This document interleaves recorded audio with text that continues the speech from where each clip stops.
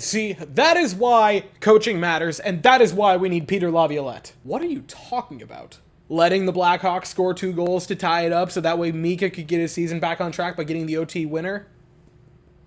Brain power. The mental gymnastics that you just attempted might have absolutely shattered your spine, but that's a 4-game winning streak, so chestnut checkers. Hi, I'm Weston. I love talking about the Rangers, and I'm here to talk about Game 52 of the regular season, where the Rangers win 4-3 in overtime over the Chicago Blackhawks in a game that somehow, some way got to overtime. Before I say this, I'm not trying to just dunk on Blackhawks, and also, to be fair, I don't even think if I just straight up did, Blackhawks fans would care. They're not showing any pride right now. They're like, yeah, we know we suck. We just want Bedard back. So, like, you know, I can kind of say this with impunity.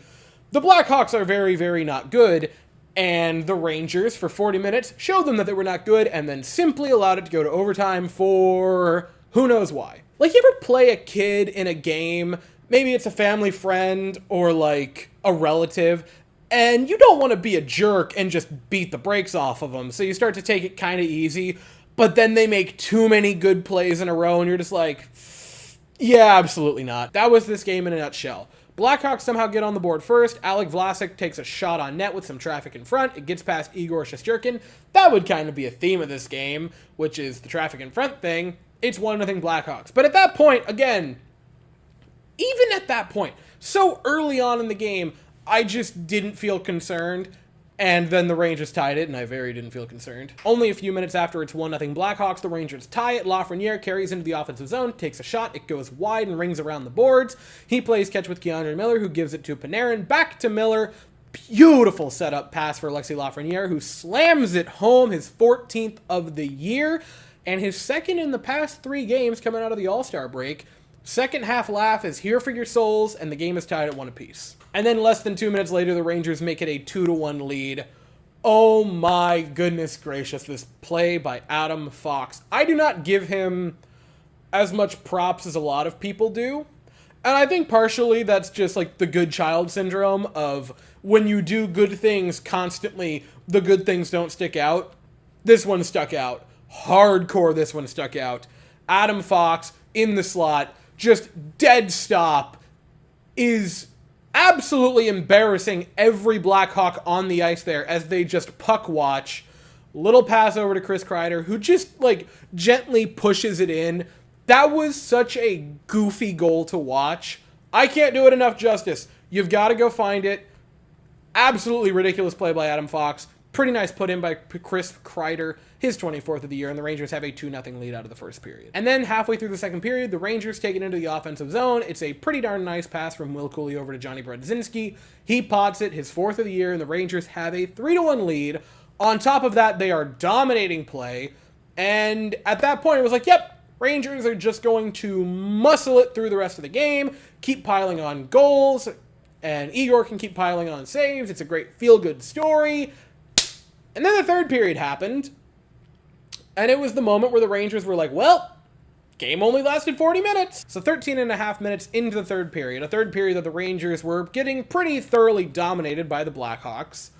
The Blackhawks get on the board. It's a shot on net. I believe it was by Phillips, and Nick Foligno in front is there to pounce on a rebound. Took a couple tries, but eventually they get it home.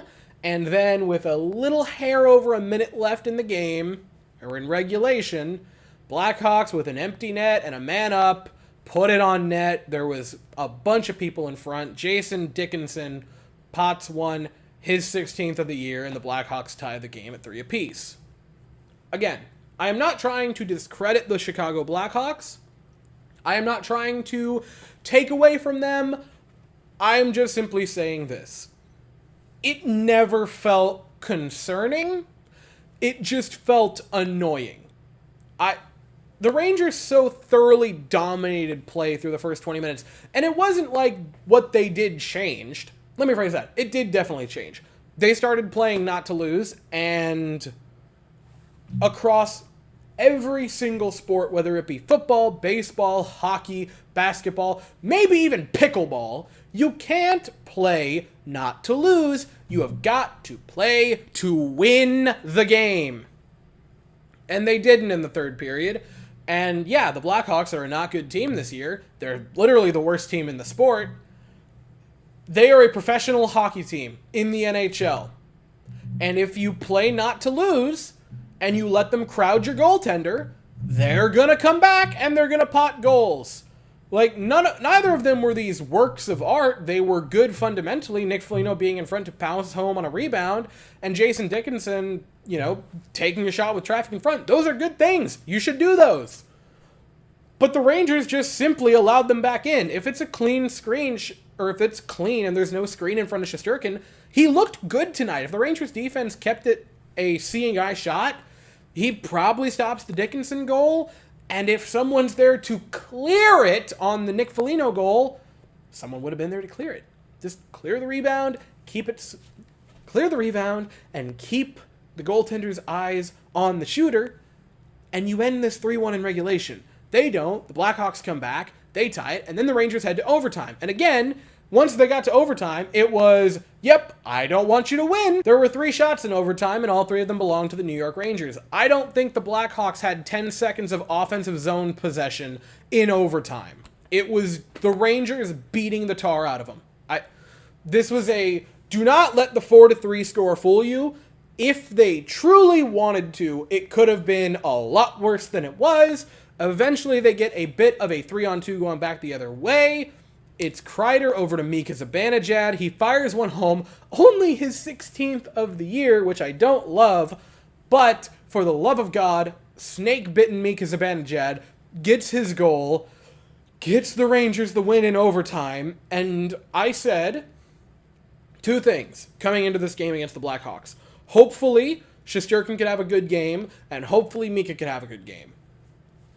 I think Shesterkin played well. He stopped 28 of 31, and of the shots that he could see, he stopped all of them. Or let me rephrase that. Of the shots that he could see and weren't just, oh my god, juicy rebounds right in front of him, he stopped all of them. He looked really good. He made some really solid saves tonight. Mika, through regulation, played. And in overtime, he got the OT winner. We're just going to sit and hope that that is what he needed. Hopefully, this can turn it around for him. Because, and I've said this before, it doesn't irritate me that Mika Zibanejad is, like, having a go of it, because he's an important player. You need Mika Zibanejad to be cooking for this team. Because when he is a dominating, takeover game centerman, and you desperately need that out of him. Especially now because you've lost Hedl. You have 2 centers and some guys on the 3rd and 4th line. You need Mika Zibanejad to step up. Trocheck has stepped up. He's been a dominating center. You need Mika to do it. Hopefully this gets him back on the right track. The Rangers now get a long weekend. They do not play again until Monday. They will be back in Madison Square Garden at 7 o'clock to take on the Calgary Flames. And I'll be here afterwards to talk about it, but as for right now, that is all I have to say. So, if you enjoyed the video, please consider to like and subscribe. Thank you all so very much for watching. I hope you all have an absolutely fantastic day, and as always, go Rangers.